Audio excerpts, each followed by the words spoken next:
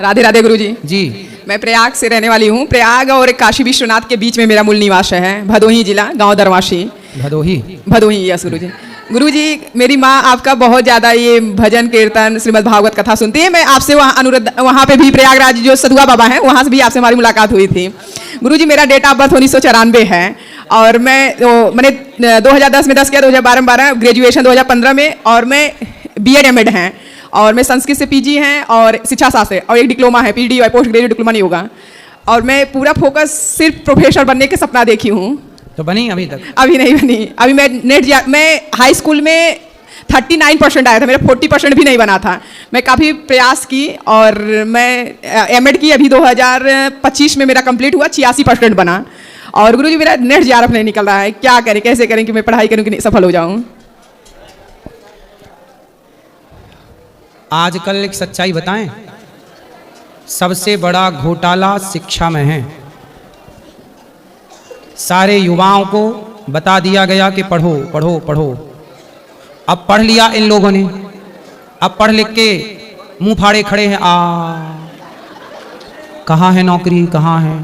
पढ़ाई करने में 15 साल खर्च किए, 20 साल खर्च किए और लाखों रुपए खर्च किए और नौकरी नहीं मिल रही है 20,000 की।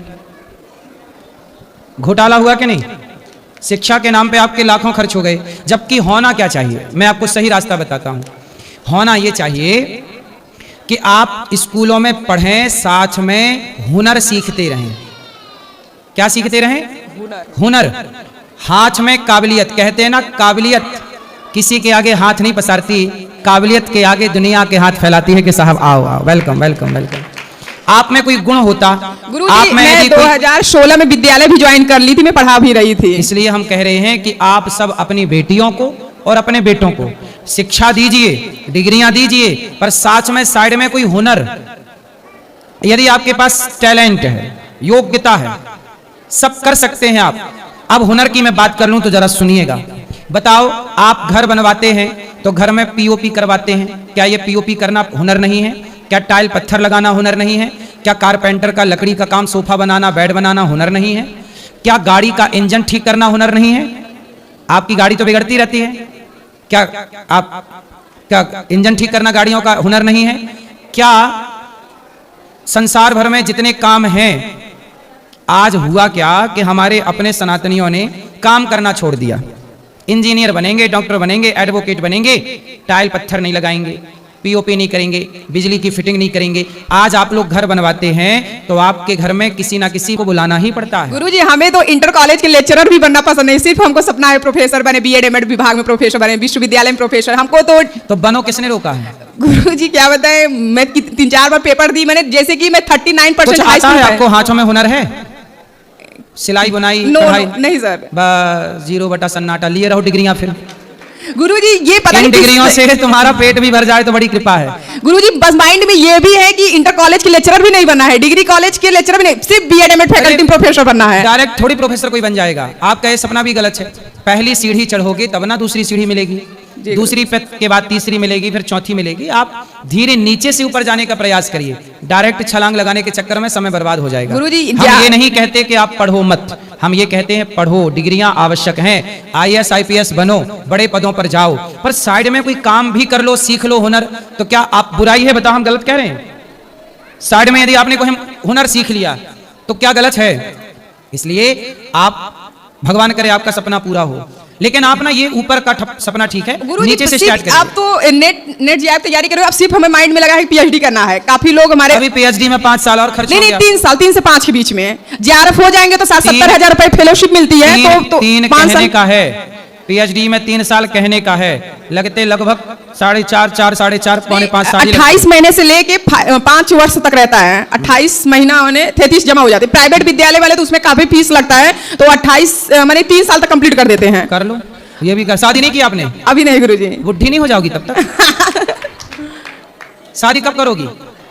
शादी कर लो बढ़िया। गुरुजी शादी के लिए तो फैमिली से, माता पिता से मैंने थोड़ा हट के रहने लगे। वो बार बार प्रेशर दे रहे थे तो उनसे अलग हो गए। मैंने एक मेरा मकान पुश्तैनी मकान था, मेरे पिताजी हाईवे रोड शहर में रहते शादी हैं। ब्याह कहाँ नहीं किया अभी तक? गुरुजी बस वही पढ़ाई के चक्कर में, अब हो जाएगा, अब हो जाएगा। हो सकता है पढ़ाई के बाद बढ़िया हम सफर मिल जाए, जीवन साथी मिल जाए, बल्ले बल्ले हो जाए। गुरुजी उम्र भी हो गया, 32 हो गया, 1994 डेट ऑफ बर्थ है।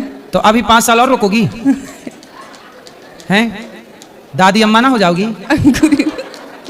गुरुजी अभी तो पीएचडी होने के बाद भी फिक्स नहीं है कि गवर्नमेंट जॉब मिल ही जाए। फिर आपका पति गाना उल्टा गाएगा। अभी तो गाते मैं क्या करूँ राम मुझे बुढ़ा मिल गया, फिर वो गाएगा मैं क्या करूँ राम मुझे बुढ़ी मिल गई। जल्दी से शादी कर लो।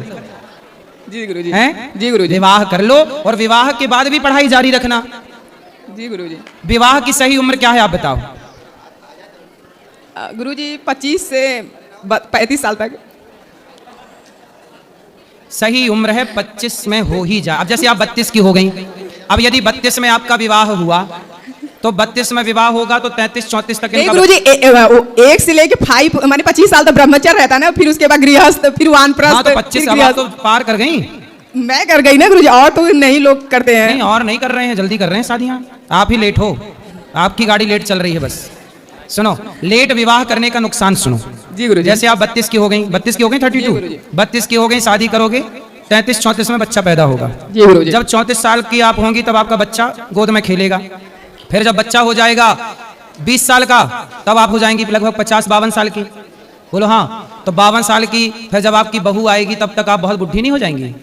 सर मैं, फिर आपका बेटा आपको माँ कम बोलेगा, दादी अम्मा ज्यादा बोलेगा, दादी है मेरी। गुरुजी एक्सरसाइज और पौष्टिक आहार लेंगे तो इसलिए ठीक पहले रहेंगे। जल्दी विवाह करके, ताकि आपका जब बेटा बड़ा हो, जवान हो, तब तक आप जवान रहें। नहीं गुरुजी, ऐसा पौष्टिक आहार लेंगे और जिम करेंगे, एक्सरसाइज करेंगे, बॉडी को मेंटेन बनाए रहेंगे। अब ये नहीं है कि जो मिले वो खाते चले गए, खाते चले। कुछ लोग होते हैं कि वो दादी अम्मा कितना भी मेंटेन करो, बुढ़ापा तो आता है कि नहीं?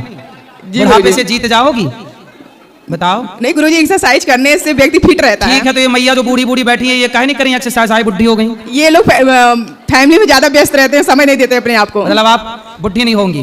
होंगे मगर अपने आप को मेंटेन रखेंगे, जितना शरीर को चाहिए वही चीज खाएंगे, भरपूर माने ठूसेंगे नहीं। चलो अच्छा है, ऐसी अच्छा है, पर जल्दी विवाह कर लो। अब अभी भी ठीक टाइम चल रहा है, जल्दी कर लो तो। ओके गुरुजी। ठीक है जी गुरुजी। कैसा लड़का चाहिए?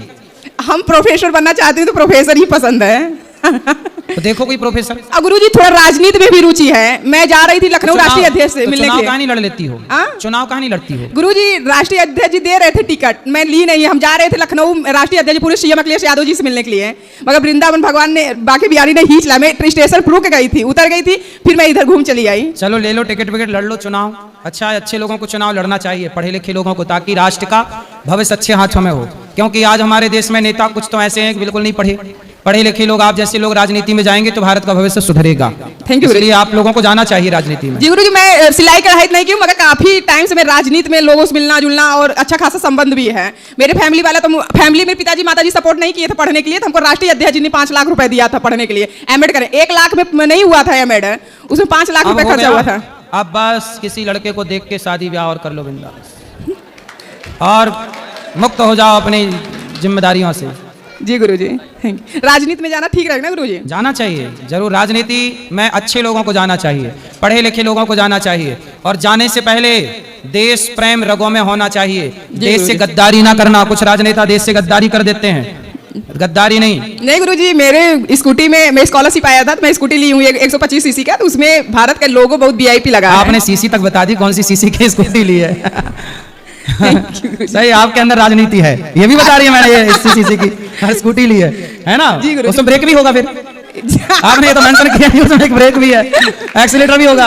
जी सर गुरुजी। इंजन है कि नहीं? ऑटोमेटिक है। इंजन है? जी गुरुजी। कि बैटरी वाली है? नहीं नहीं, इंजन 125 सीसी का है ना सर, 1,18,000 का है। अच्छा।